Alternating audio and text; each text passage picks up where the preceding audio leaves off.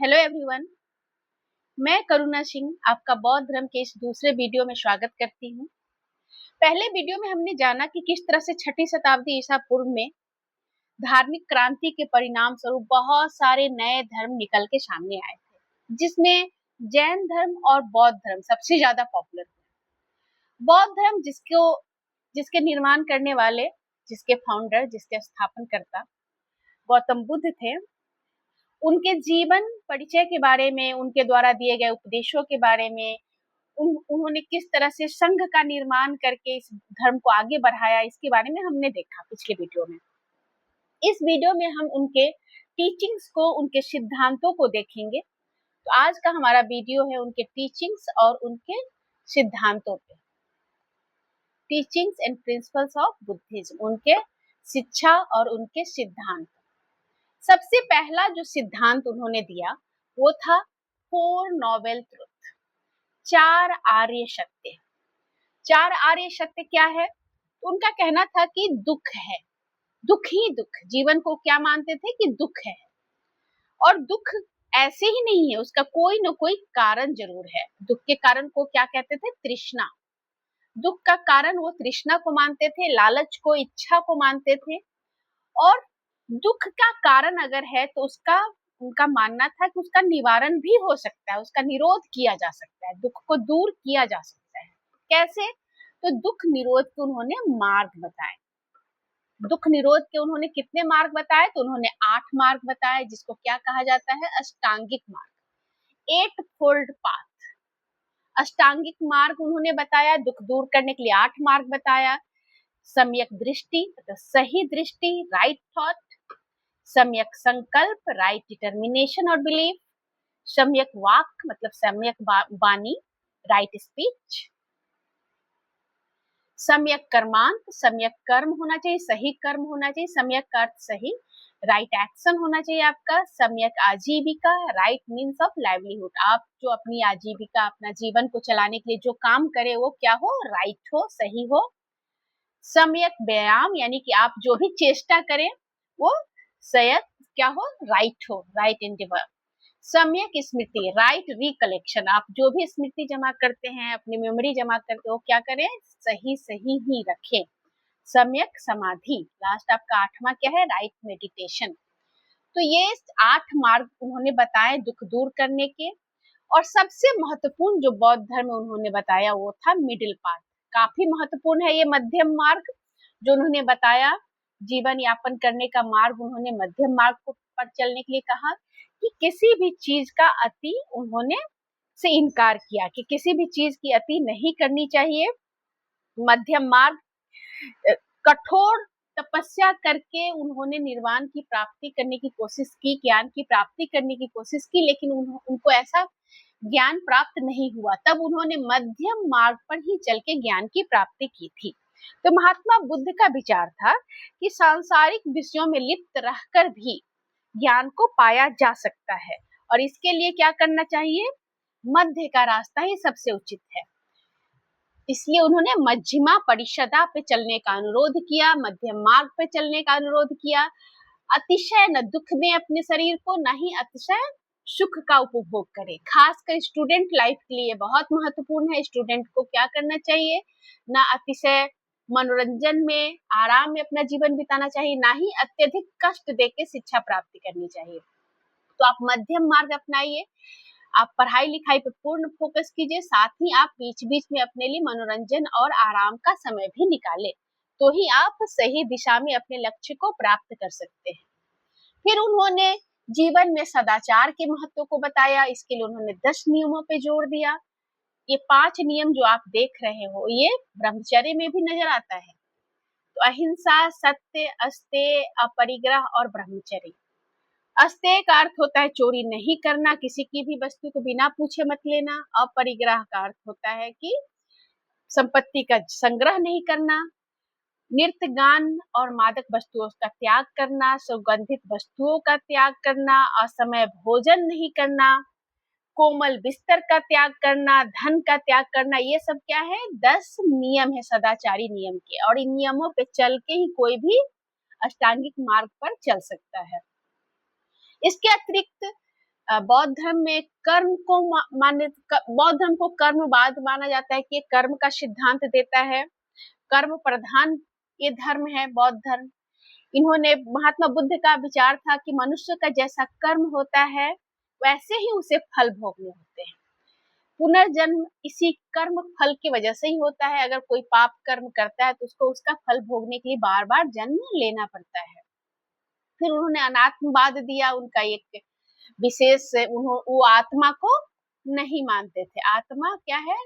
नहीं है। आत्मा को नहीं मानते थे।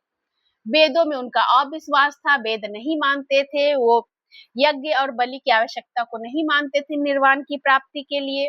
वैदिक रीति रिवाज और कर्म कांड में विश्वास नहीं करते थे। उन्होंने जाति प्रथा का विरोध किया। फलस्वरूप सभी वर्ग के, सभी जाति के लोग बौद्ध धर्म की तरफ आकर्षित हुए। वो मनुष्य की समानता में विश्वास करते थे। उनका मानना था कि सभी मनुष्य समान होते हैं। उनका ईश्वर में भी भरोसा नहीं था। ईश्वर में भी उनका विश्वास नहीं था। उनका मानना था कि विश्व की उत्पत्ति के लिए ईश्वर की कोई आवश्यकता नहीं है। उनके दर्शन को क्षणिकवाद भी कहा जाता है, क्योंकि संसार के विषय में महात्मा बुद्ध के दर्शन को क्षणिकवाद इसलिए कहा गया है कि उनके अनुसार संसार की प्रत्येक वस्तु क्षणिक होती है और उसमें सदैव क्या होते रहता है? परिवर्तन होते रहता है। इसीलिए वो इसको क्या मानते थे कि क्षणिक, संसार क्षणिक है। किसी भी वस्तु को वो कहते थे कि जिसका आदि है उसका अंत है, जो आया है उसका विनाश निश्चित है। बौद्ध धर्म का जो अंतिम लक्ष्य माना जाता है वो था निर्वाण। ये अंतिम लक्ष्य माना जाता था निर्वाण की प्राप्ति को। और निर्वाण क्या है? निर्वाण, निर्वाण का अर्थ है दीपक का बुझ जाना, मनुष्य के दुखों का मिट जाना, जन्म मरण की जो चक्र है उससे मुक्त हो जाना, इसे निर्वाण कहा गया है। इसे अंधकार का दूर हो जाना या ज्ञान परम सुख की प्राप्ति हो जाना भी निर्वाण को कहा गया। और इसको वो नहीं मानते थे कि मरने के बाद प्राप्त होता है। इसको जीते जी भी प्राप्त किया जा सकता है, ऐसा उनका मानना था कि निर्वाण क्या है? जीते जी भी प्राप्त किया जा सकता है। निर्वाण की स्थिति को पूर्णतः शांत, स्थिर और तृष्णा विहीन मानते हैं। इसके अतिरिक्त उन्होंने बौद्ध धर्म के 3 रत्नों की बात की है। उन्होंने कहा है, जो बाद के जो बौद्ध धर्म को मानने वाले लोग आए, उन्होंने कहा कि बौद्ध धर्म के 3 रत्नों को पर चल के हम क्या कर सकते हैं? भगवान बुद्ध के आदर्शों पे चल सकते हैं। उनके अनुसार सिर्फ 3 ही चीजें सत्य हैं।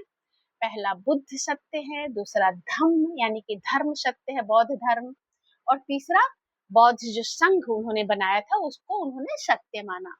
तो ये बौद्ध धर्म को मानने वाले सभी इन 3 चीजों को क्या मानते हैं? सत्य मानते हैं। और इसे बौद्ध धर्म के 3 रत्न कहे जाते हैं, 3 ज्वेल्स ऑफ बुद्धिज्म। और बौद्ध धर्म का परम लक्ष्य किसे माना गया है? तो बौद्ध धर्म का परम लक्ष्य निर्वाण की प्राप्ति को माना गया है। और इसका प्रतीक चिन्ह है पद चिन्ह या स्तूप। मैंने सारे पद चिन्हों के बारे में आपको बताया, सारे चिन्ह के बारे में, उनके जीवन से संबंधित कौन सा चिन्ह है।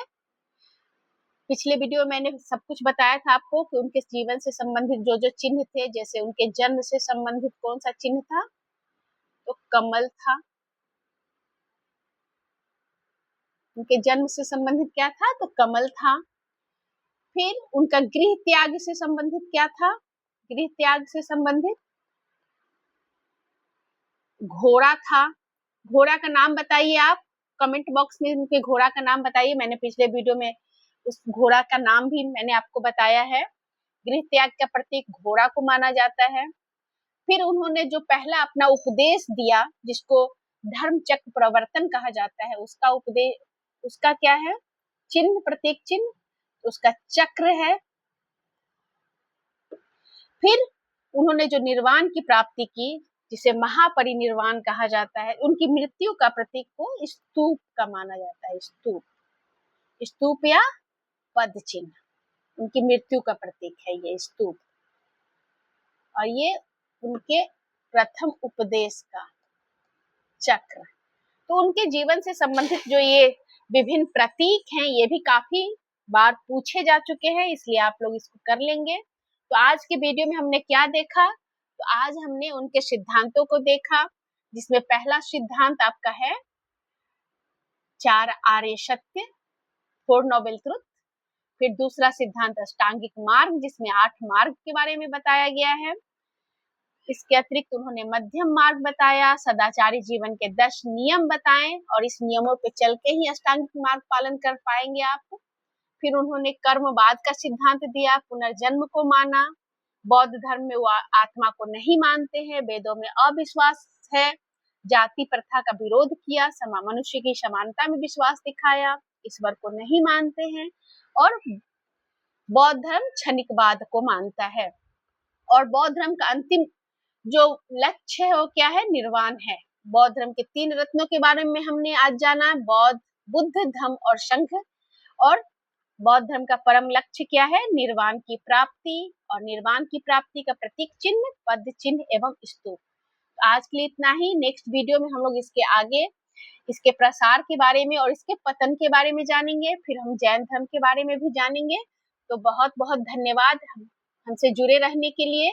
और जो भी आपको जो समस्याएं, जो भी इस तरह के आप सजेशन भी देना चाहते हैं तो वो आप कमेंट बॉक्स में दें। सब्सक्राइब करें, लाइक करें। धन्यवाद।